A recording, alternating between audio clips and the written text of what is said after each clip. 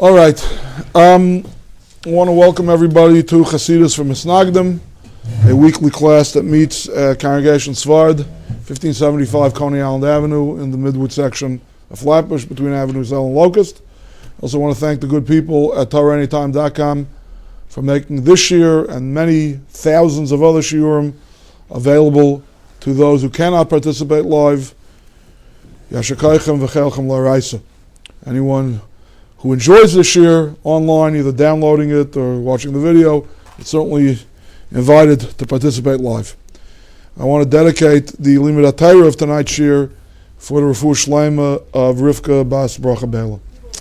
Okay, Chassidus from Misnagdim is very aptly named tonight because outside of Chabad, people don't generally associate that great rationalist, the Rambam, with the Hasidic movement.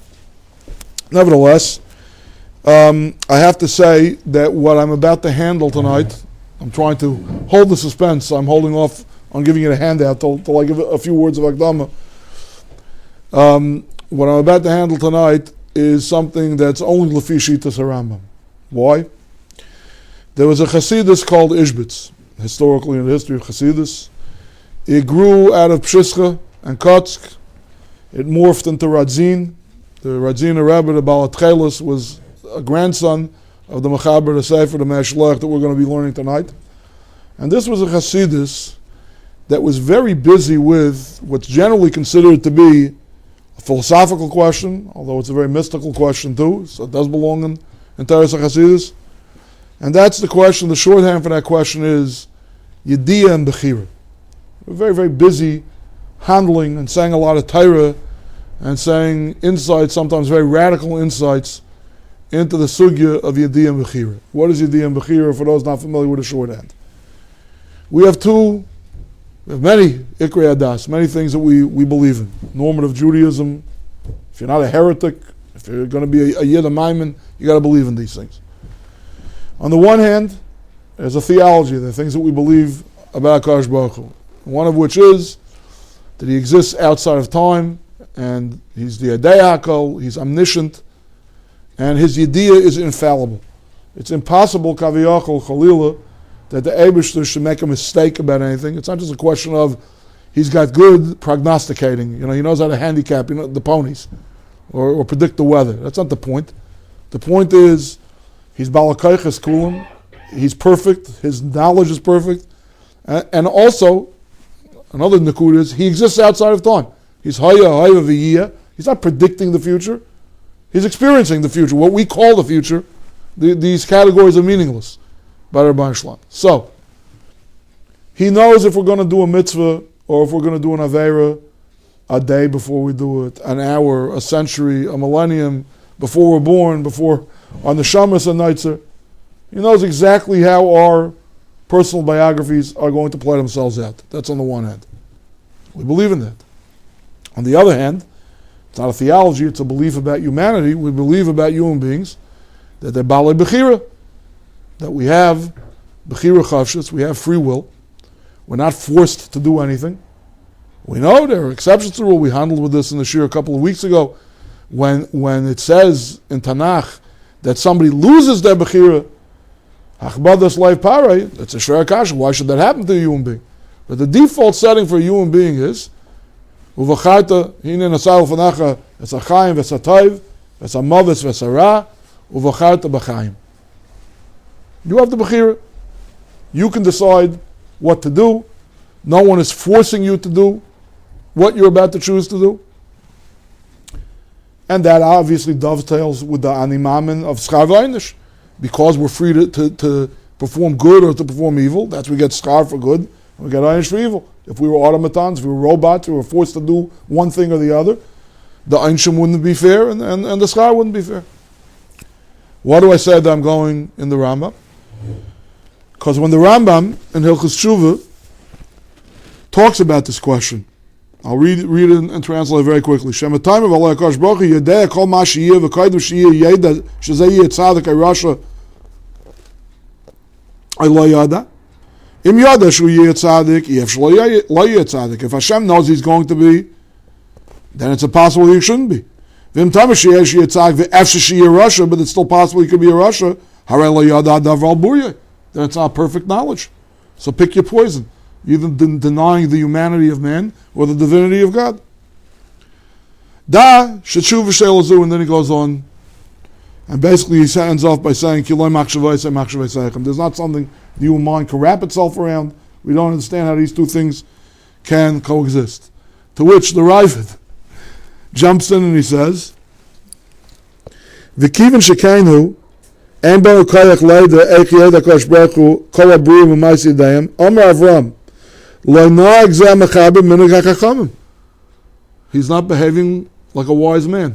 Well, left-handed antonym of a compliment. He's saying he's behaving foolishly, the Rambam.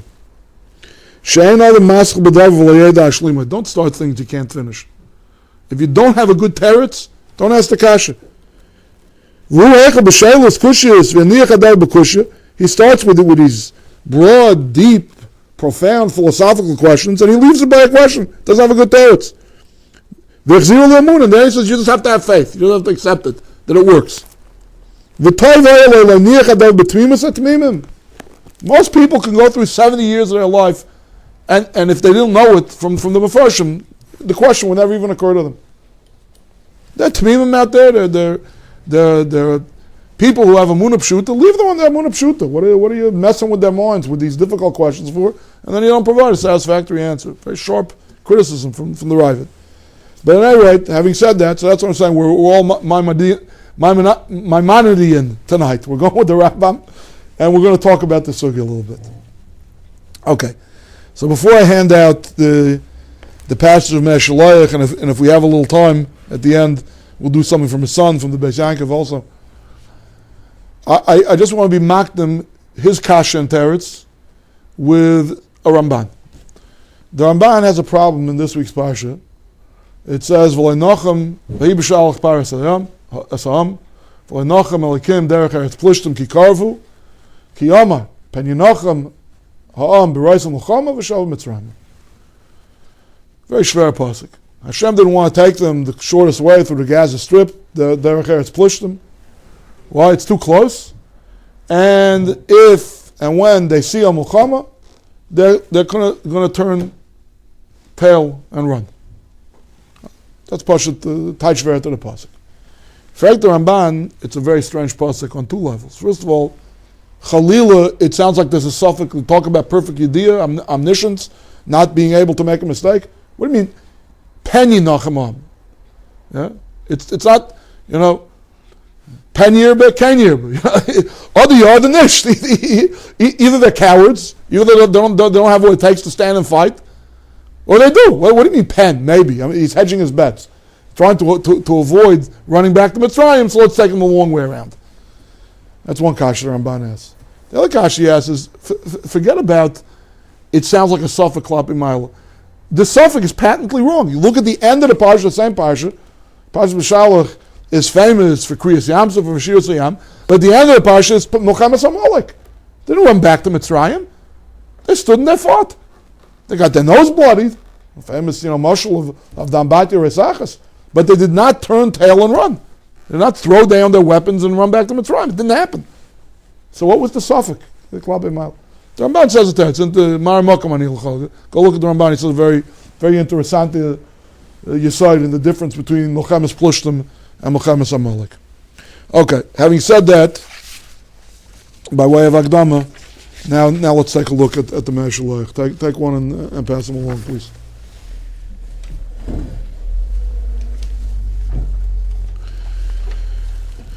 Okay.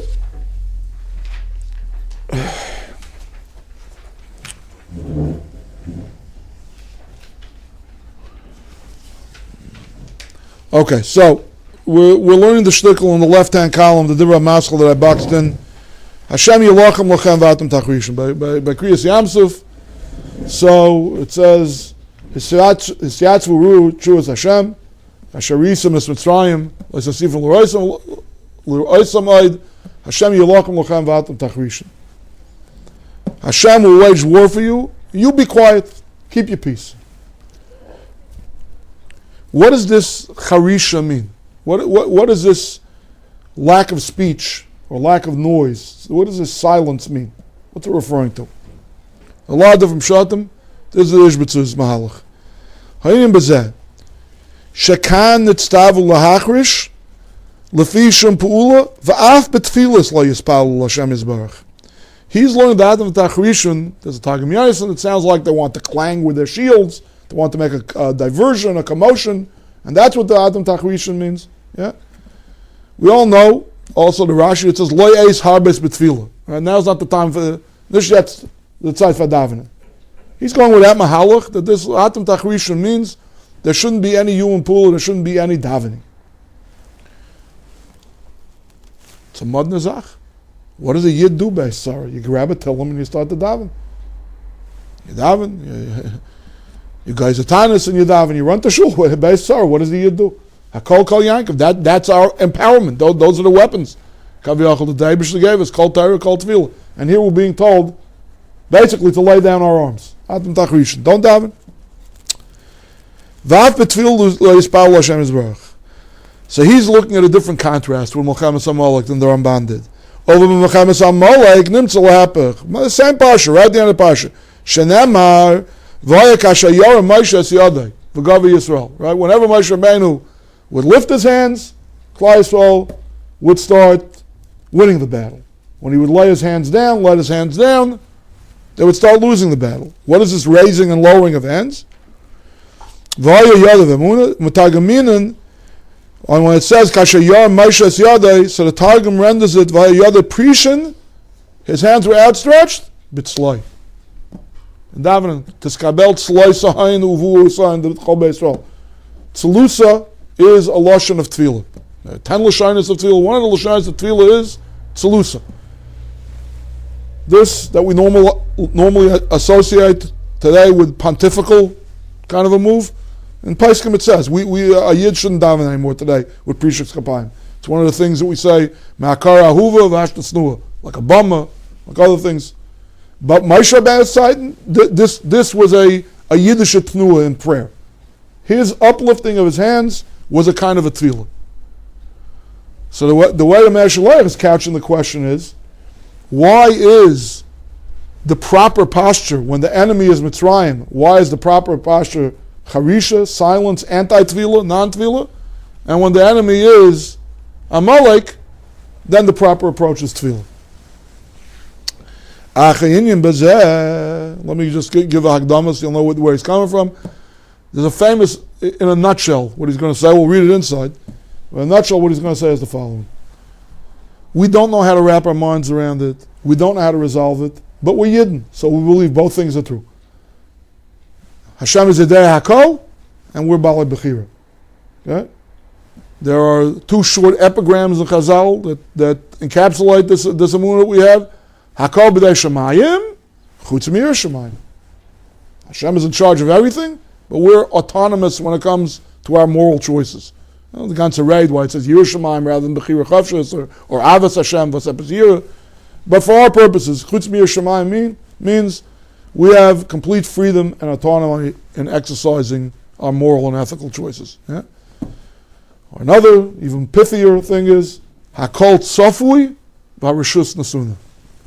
Everything is foretold, is foreseen, but permission is given. You can still behave any way you want. That's what a Yid believes. The Umas Ha'olam, who are enemies, who are antithetical to us, who oppose Yidden, always remove one of the planks from the platform.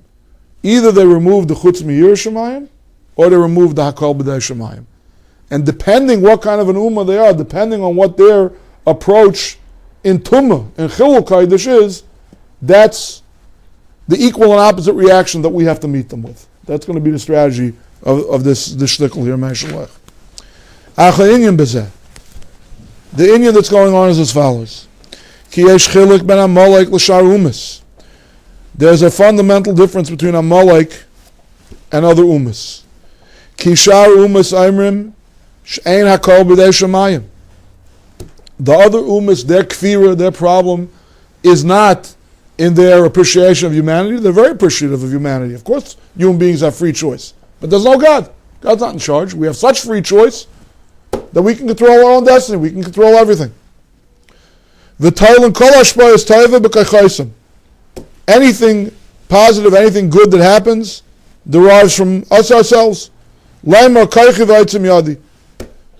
the kfira, that's what's wrong with most Umm including Pare. I would stick in, the ultimate in this is, that he made himself into a god, and that he says, Mi Hashem asher eshma elov. Ich bin da the balabas. In Mitzrayim, I call the shots. Nobody else is in charge over here except me. There's a God above me? Not possible. So that's the default setting for most Umm Most Umm that are Misnagdim to Klal Yisrael, their Misnagdim takes the form of Ein HaKol B'dei Shemayim. We're in charge. Koich v'aitzim yadi asli yisachayel hazeh. V'lachein b'milchames Yisrael negem Mitzrayim nitztavu lahachrish. Where the enemy is saying that God is not in charge, the point that we have to emphasize is God's control. God's omnipotence, God's omniscience, that Hashem is in control of everything. That's what we have to emphasize. That's the way to beat them. Klal Yisrael, a person can be a world beater. Yeah, he can have a net worth of $70 million. But if he's a Yid, he has the capacity to resist the Yetzer Hara of Koich v'Eitzim Yadi. I'm not saying everyone resists. I'm not saying that everyone is Aymed ben Esayin. V'yisarvu b'gayim v'yilmudu b'ma'asayim. There is cultural osmosis. There are hashbayas that come from our enemies, right? But be'etzem, a Yid has a kishrin to be able to resist Koich v'Eitzim Yadi and to recognize that the Eibush is in control of everything. Ki hakol b'dei shemayim. Okay, now here's where he gets a little bit radical, just slightly edgy. There are other shtick where he gets very, very much tilting towards the anti-Bechira pole. Over here he just intimates a little bit. The gam tefillah shadam ispalo. Gam ken ispalo bilti ratzon Hashem yisbarach. Forget about that my health, that my wealth, that the success of my social relationships, that all that is in the Eibishter's hands.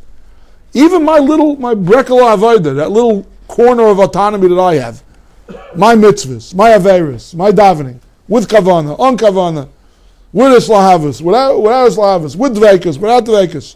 Yeah, that's I daven good, right? Oh, vayik b'libav b'darach Hashem. Now I feel proud of myself. Not koich v'aitzim yodi yasil asachayil as a $40 million bank account. Koich v'aitzim yodi. That I leg a vek a davening, gewaltig. No doubt I was Bakei Rikiim. No, even our Avodah, it also comes from the Eibishter, who gave us a mind to think the proper kavanas, who gave us a mouth and a tongue to articulate the words properly, everything that goes in, who gave us a leiv, a heart to emote, it's Avodas Halev, davening. Who gave us all of that? Who's in control of all of that? That's all. That's all part of the conundrum, all part of the mystery of Yidiyam Bechira, right? That's why the tzav over here, when we're opposing Mitzrayim, so then the tzivi of the Eibishter is, this is not the time to emphasize menshlecha avodah. Okay, the enemy is not being kaifer in humanity; he's been kaifer in divinity. He's saying, "Ein hakol b'dei shemayim." What we have to emphasize now is not your input, is not your chutz miyir shemayim, but my kaviyach Eibishter, my hakol b'dei shemayim. Atam tachrishin, you be quiet. No davening now. No menshlecha avodah. Just want to say b'mayim muzgar that a lot of Chassidus Shurim say that the ultimate in Bechira Chavshis is in the heart. That's one of the mahalachim of why it says chutz miyir shemayim and not ahavas Hashem. Because ahava is the underpinning of mitzvahs asay, and yir is the underpinning of mitzvahs leis asay. And mitzvahs asay, really, it's up to you.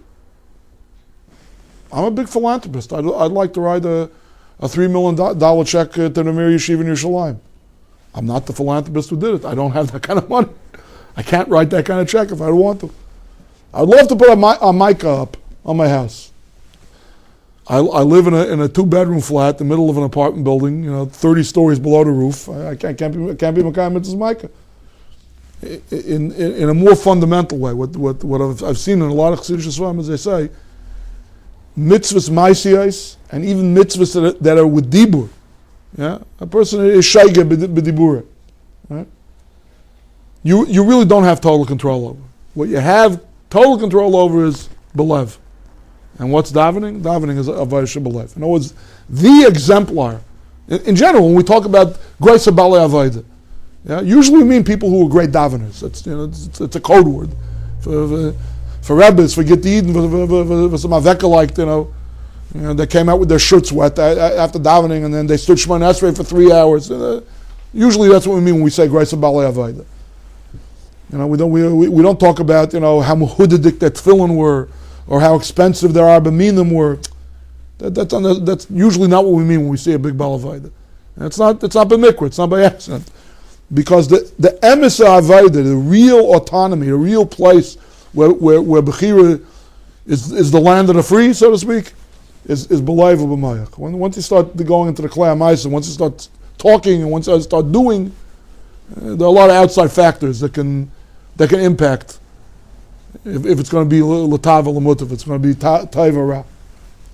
At any rate, here he's saying l'maisa, even if davening is not the avodah, it's definitely a avodah. And a big avodah, Meshloach says, when you're fighting Mitzrayim, it's not the time for Menshlecha avodah, it's time for Getlecha Hakol B'dei Shemayim. God's control. Avo ba'amalek, shehu nikri Yisrael mummer, kadisa b'kedushin. Now, the Gemara in Kedushin, if you look it up, is really talking about Esav. As you see, the margin notes in this edition of Meshloach were written by Rabbi Yerucham Leiner, the Radzina Rabbi of America. Not the one who was nifter like 4 or 5 years ago, was his anicle. And the one who came over in the late 40s, early 50s. At any rate, so this edition was photocopied, from his personal edition of Meshloach. So you see on the side, it's Seichen Su, Kedushin Yuches, it's talking about Esav. So why the Meshloach is using Esav and Amalek interchangeably is a question. It's not. They're not always used interchangeably. Edom is a Malchus, Amalek is an Ummah without a king. But for our purposes over here, he's using it interchangeably. And I know he's an anicle, but in Machshava they have different tchunas. In a lot of Svarim and even in this Sefer and other places, there are differences between Malchus Edom. That's the first thing. Is that Edom is one of the Arba Malchias, and Amalek is Reishis going Amalek to the Zayin Amim, to the Misnagdim that never had a Melech. It's a lot of places it's a different kind of Misnagdim, but here he's using it interchangeably. Okay. Now, when he's saying Yisrael Mummer, he has a very specific definition of Mummer. We know that there are a lot of words in Chazal, in the halachic literature, that describe somebody who doesn't have the right kind of faith. Right? A mummer, a meshumid, an apikairis, a min, right? And then the Ram goes through and he talks about what kind of deis kairos are a min and what kind of deis kairos are apikairis. When the Meshloach says mummer over here, it doesn't just mean a bad Jew. It doesn't mean a Jew who is worshipping Avodah Zarah. You're going to hear what his taich of Yisrael mummer is. What does a Yisrael mummer mean? Ava ba'amalek hu nikri Yisrael mummer kadisa b'kedushin v'hu toile kol ma'asav b'Hashem Yisbarach. Amalek's problem is not that Amalek says ein hakol b'dei shemayim. Amalek says hakol b'dei shemayim. Hakol. No exceptions to the rule. No chutz. If I'm bad, I'm not saying I'm not bad. A lion's bad and ferocious too. A tiger's bad and ferocious too. Why? God made him that way. That's how I am too. Whatever I do evil, my evil is the Ratzon Hashem. So that would be like the Christian original sin. They can say it's not my fault. It's built into the, and that's Edom. I mean, that seems to. The Catholic Church derives from Rome. Okay, well maybe that's why he's using it interchangeably here. I got a thing. Maskim to No, I wouldn't be masking to it because some of my other readings in the Ishbitzian school, in particular Reb Tzaddik, I think Yidden also believe in original sin. I mean, it's obviously it's not. There are nuances of difference between that and the Catholic take on it, but the idea that after Adam and Chava, that everyone is born with a predisposition to chet, and there's some kind of a zuama. Certainly for the rest of humanity, you can talk about Klal Yisrael. Maybe we had original sin till Mount Tyre, and then it says Elu Shamdu Raglaim Al Hasin Pasku Zuamasan. Whatever, it's a complex. I'm not ready to just say that's a kvir dikad. I don't think that original sin means that every last thing that I do has the imprimatur of God on it. I don't think that's what original sin means. Original sin means is you're born with a pre-inclination. You're more tilted towards evil than towards good. Doesn't mean you don't have the power to resist it. What Amalek is saying over here is the kvir of Amalek is there is no chutz mir shemaim. Bechira chavshis is a mirage. It's an illusion. Somebody's selling you a bill of goods. There are a lot of modern schools of philosophy. I don't know about the Catholic Church, but the determinists, the fatalists, pretty much the whole psychobabble world out there. Every criminal defense, post-traumatic stress disorder, or this kind of childhood trauma. Human irresponsibility. The devil made me do it. Something made me do it. I'm not responsible. Okay? So the Amalekim take that to its logical conclusion. God made me do it. And if God made me do it, by definition, how can it be bad? If it's the Ratzon Hashem, how can it be bad? Ava ba'Amalek, hu niki Yisrael mumar kaditza b'kedushin. V'hu toile kol ma'isa b'Hashem Yisbarach. Shaimer, kol arashu u'aiseh, hu b'Ratzon Hashem Yisbarach. If there's only a dia, if there's no bechira, so Ra and Taiv become meaningless categories. Everything is Ratzon Hashem. I'll say this, Extian, I don't want to be Mavata and Malcolm Kaddish, the name of the dominant religion here in America. I'll say this Extian thing, thy kingdom come, thy will be done. Thy will be done. Whatever's happening is the Ratzon Hashem. Ki b'lo Ratzon Hashem Yisbarach le'hay achal ases. If the Eibishter wouldn't want me to do this, I couldn't possibly be doing this. That's Amalek's kvira.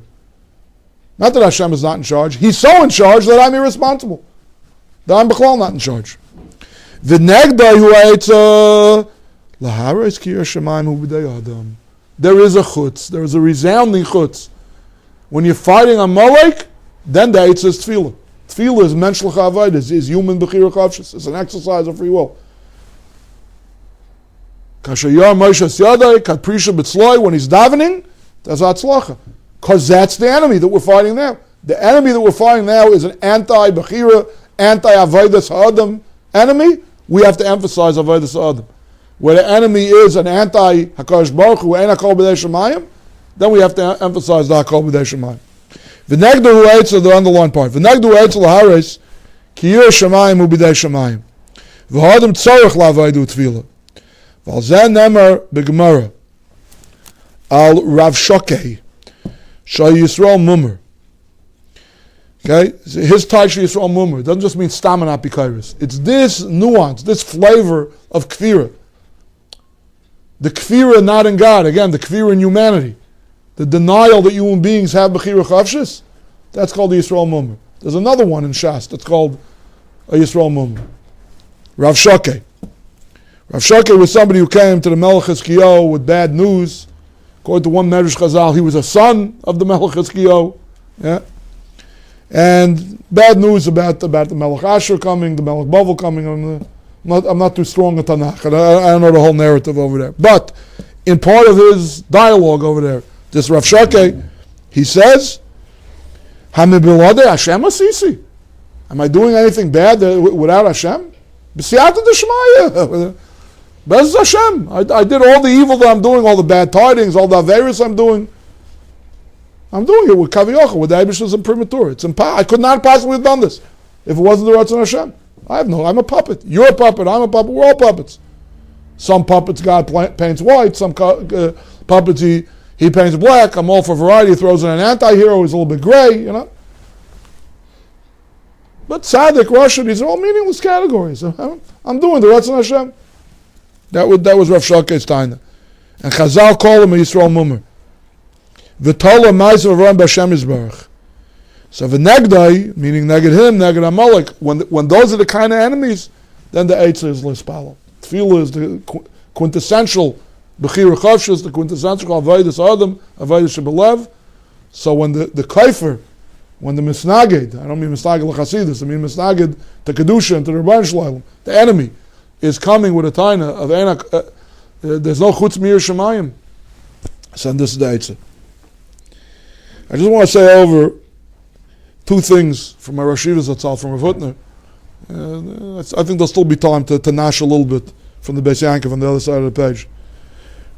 He said that the Mefarshim say that when Agag, Melech HaMolek, Shaul failed to kill the Melech HaMolek, and Shmuel was Vayishasaf. He halved him. He sliced him right down the middle. And it says that right before his execution, it says Vayelach Agag Ma'adanis. And the Mefarshim Tanakh, not Chassidus, the Mefarshim Tanakh say that that's the word Ma'adanis, Vayelach Agag Ma'adanis. You can see it's Aftaira Parsha Zocher. Could mean two things. Ma'adanis as a idun, as a tafnik, safnuke ma'adanim, he went like luxuriantly, like malachim go. But it also means he was chained at the time. He went to his execution chained. So Rav Hutner Zatzal say, he didn't quote exactly the Meshalech, he said this word, this idea, that Amalek takes the stand, takes the philosophical, ideological stand, that Akol b'dei Shemaim, there's no Chutz Mir Shemaim, there's no Bechir Chavshus by human beings. He's saying, the biggest tafnuk, the biggest luxury for an Amaleki king is that he's chained. He's a prisoner, he's a chain. I have no independent will to do nothing. I'm chained, you yank my chain this way, you yank my chain that way. When I'm chained, that's when I'm most resplendent. That's when I'm most luxuriant. That's the motto, so to speak, the leitmotif of the whole Amalek is this idea of being chained, of not being capable of what you're doing. And Atzuka like this, this is the final kvira. This is the kvira of Achros Yamim, of the pre-Messianic era. And I think he was referring to all the isms, that I just quoted, determinism and fatalism, and then the criminal justice system with all these flimsy excuses, basically limiting human free will or denying it altogether. We're all just a product of a series of childhood traumas and chemical reactions, and could all be treated chemically. As I weiter. That's one thing he used to say. Another thing that he used to say was there's Lashon Chacham Merape. There's an unbelievable, beautiful Lashon Chazal. It's applied to a few Rishayim. One is Nimrod, but also Amalek. Amalek is called a Yedeya Ribainai Umiskaven Limrid Bay. So it's the conventional way he knows his master, and yet he directs his actions to rebel against him. So the Rosh Yeshiva used to say, the Welt usually ties that like a review Vusa Afalpi. It's not that he's an atheist or he denies God and that's why he behaves like a behemoth. He's a terrible mensch. He knows the Rebbe Shalom and he still wants to rebel. So that's not the taich. The rebellion is in how well he knows him. The merida is that Yedei Ribana, he's only Yedei Ribana, he's not Yedei Ben Adam. There's no humans, there's only God. God is everything. There's no human autonomy, there's no mokum for Bechir Chavshus. The Miskaven Limber comes from the superannuated Yediyah. Yedei Ribana, Miskaven Limber. Now, humble me, I want to be myself on the Meshalech Stira, Rav Hutner Stira. Something Gahat Asach Yarin, we also know that one of the things we always say about Amalek is Asher Karcha Baderech. Yeah? So, Lashon Keri, they were Matamadim and Mishzacha, but also we know that Karcha, it says in the Teichacha, V'imselchu imachem Keri, Af ani elech imachem b'chamas Keri. If you go with me with Keri, I'll go with you with Chamas Keri. What's Keri? In that context, in the Teichacha? Keri means when people say it's all happenstance, it's all coincidence, it's the law of averages, law of causality, cause and effect. Yeah? There's no God. There's no Hashgacha Pratis. There's no God orchestrating things. So it's not Mechalem Gabadet. If that's what Amalek is, how can you say Amalek is such a Maimon? He's so Maimon in Hakol B'dei Shemayim that he can't even tolerate the Chutz Meir Shemayim. And then you turn around and you say that the Tumas Keri of Amalek, or one of the Tumas Keri of Amalek, is everything is Mimikra, everything is happenstance. I thought about it for a while, and I'd like, if it's a good kasha, maybe it's not a good kasha, but if it's a good kasha, I'd like to submit the following teretz. I think the teretz is, those aren't contradictory. Hashgacha and Schar v'Einish are meaningless categories if there's no Bechira Chavshis. It may as well be happenstance, because everything is on a divine whim. Who will be the saints and who will be the sinners? Who will prosper and who will suffer? It may as well be happenstance. Hashgacha Pratis is meaningful if you hold Hashem Tzilcha, Hashem is your shadow. He's Mida Keneged Mida. If you do good, He'll do good with you. If you do bad, He'll do bad with you. Then Hashgacha Pratis is meaningful. But if you say that there's no Bechira Chavshis, there's no Chutz Meir Shemayim, call it whatever you want. Call it Mikra, call it Hashgacha Pratis. It's all the same thing anyway. There's no rhyme or reason. That's the point. There's no logic and no justice to anything that's going on. You can't connect the dots. You can't draw any correlation between our action and Kaviyachal, the Eibishter's divine reaction. So I don't think it's a stira. I think it's two halves of the same thing.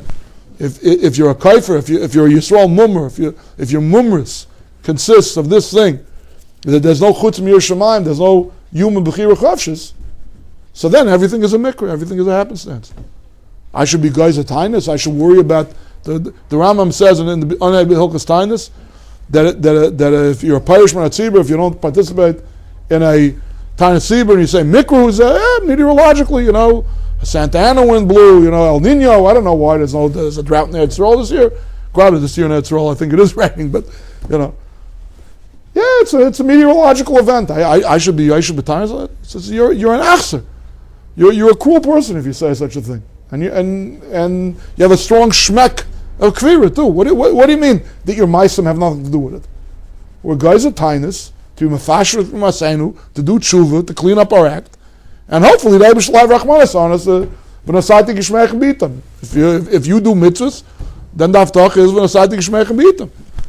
But if you're a mikra person, if there's no correlation, so then what's the makom for bechira? What's the makom for tshuva? Parenthetically, Allah mechaber ma'amid on the fact that the Rambam talks about the yesod of bechira chavshis in Hilchas Tshuva, not in Hilchas Dayas. Okay, let's turn the page, just a couple of lines, just to whet your appetite. You can take it home and break your head over it like I tried to.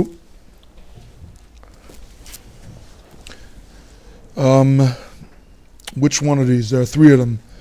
Let me just scan it.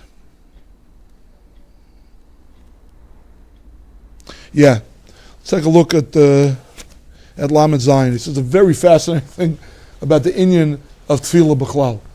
This Sefer, the Beis Yankov, was the son of the Meir Shlech and the father of the Radzina. Second Ishbitzer Rabbi. Ois Lamed Zayin.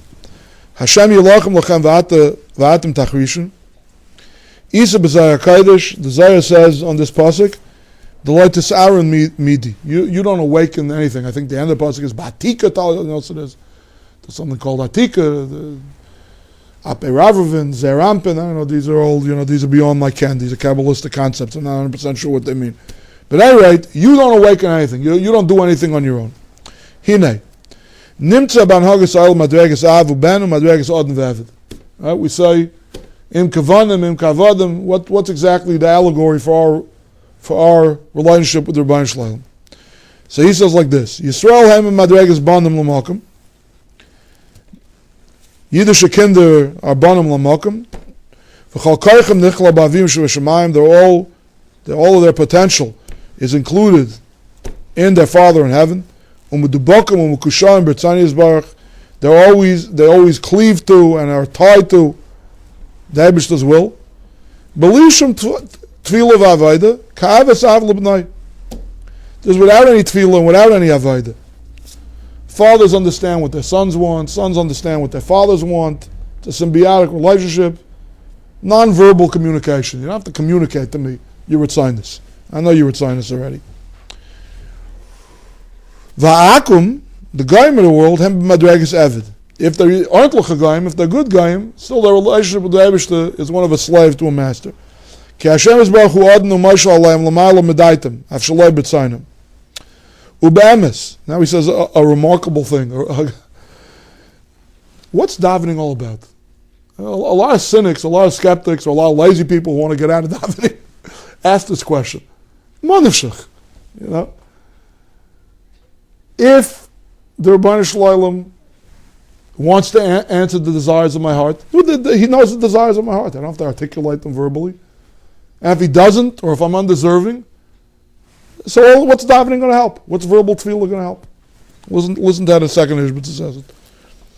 Uve'emes mitzad madregasim Evid, mama elas tefillah. We know the Goyim can daven. Ki beisi beis tefillah yikar l'cholam. Davening they can do. But what's the point that I'm davening if they're an Evid? Umitzad madregas haben and shaykh tefillah. The avodim it won't help, and the banim don't need it. They don't budge from his ratzon. He doesn't budge from our ratzon. The whole tefillah is mishalas libcha. There's something that I desire that's not on your plan yet. It's not on your agenda yet. I'm trying, so to speak, to convince you. Put it on the agenda.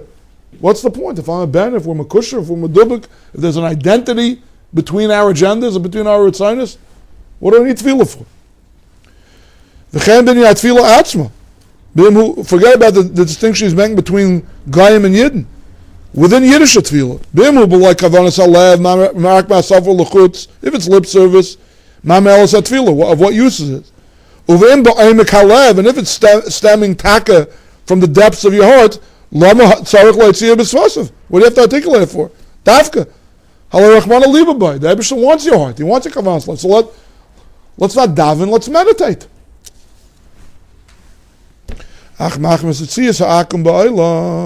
Remember I told you before about cultural osmosis? This is where I got it from. There are Goyim in the world. They do things that are Maisim Rayim.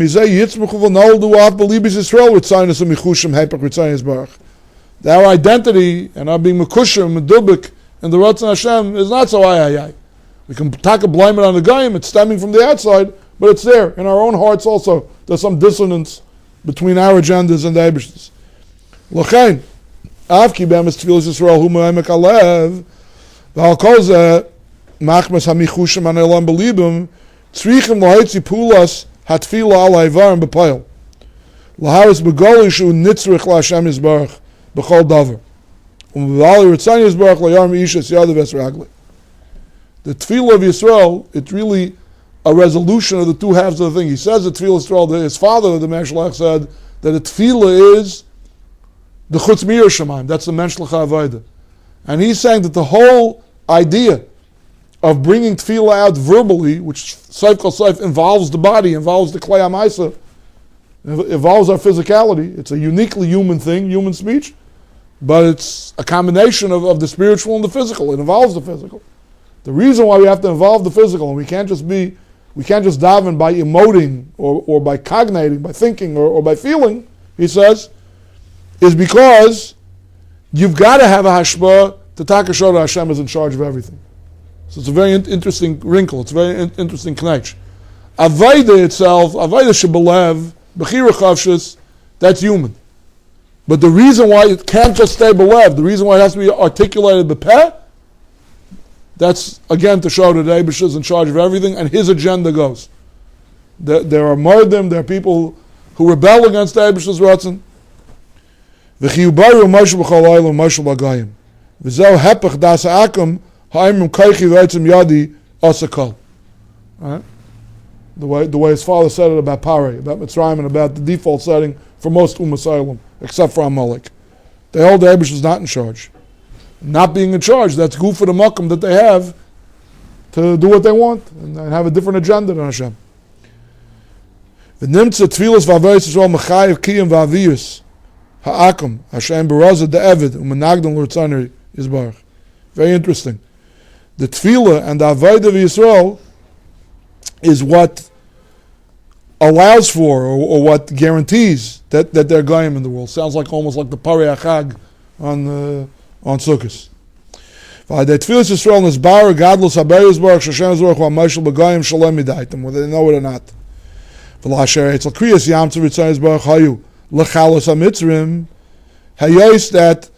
That Kriyas Yamtov there was a rutzin for the other destruction of Mitzrayim, right? And without Goyim, without Misnagdim, without Mitzrayim, there's taka no makom for tefillah, right? The only reason we need tefillah, we're not always totally banim lamakom. There's a shtickle eved that can have a different agenda than the Yadin.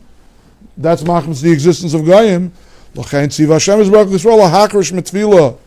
There shouldn't be any tefillah. See what he's saying? You get right with the grab a finger. So it's a different malach, a different approach to the Atam Tachrishin. The Atam Tachrishin is the whole need for verbal davening. Yeah, it didn't say don't have a kavana l'akadosh baruch hu b'lev. Charisha, just verbally, just be quiet. Don't say anything. The need for verbal prayer is only because of the existence of Goyim. I want non-existence for the Goyim right now. There's no need for verbal prayer. There's no makom for tefillah v'avayda. Rakav is avlam noi, umeli is batla mitzvah. That's Chassidus from Misnagdim tonight. Anyway, it's a tifa sugya. It's the school of Ishbitz. They're very busy. Kaseda with the Yidiyah Bechira by Yidden, by Goyim, the cosmic thing. Okay, Bernie's talking out here. Rabbi Dovid, bring on the child if you don't mind. Okay. Rabbi say, if anybody want what?